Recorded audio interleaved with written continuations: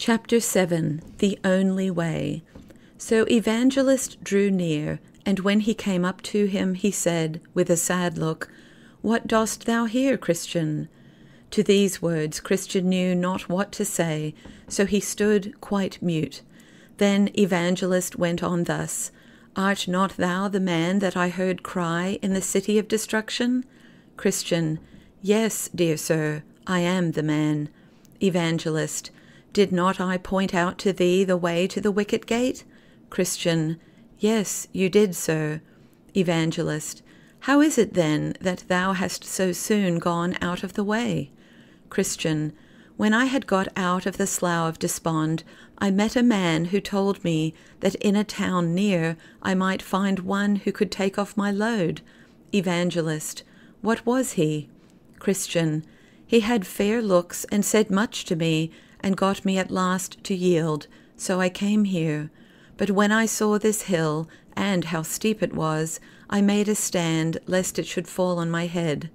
Evangelist, "What said the man to thee?" When Evangelist had heard from Christian all that took place, he said, "Stand still a while, that I may show thee the words of God." So Evangelist went on to read, "Now the just shall live by faith, but if a man draw back, my soul shall have no joy in him. Is not this the case with thee?" said he.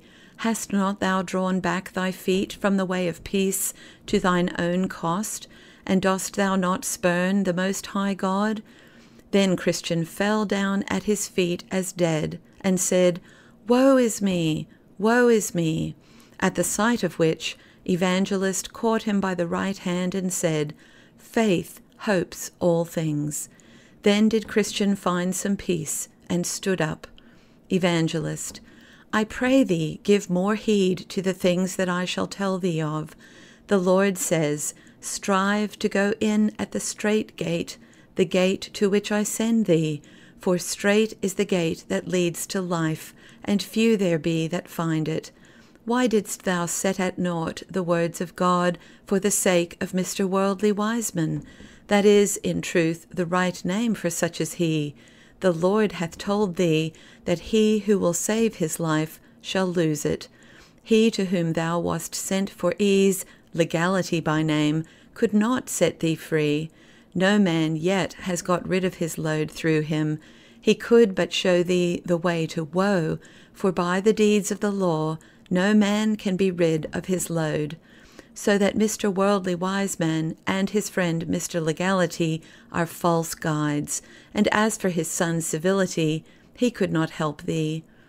Now Christian, in great dread, could think of naught but death, and sent forth a sad cry in grief that he had gone from the right way. Then he spoke once more to Evangelist in these words, "Sir, what think you? Is there hope? May I now go back and strive to reach the wicket gate? I grieve that I gave ear to this man's voice, but may my sin find grace?"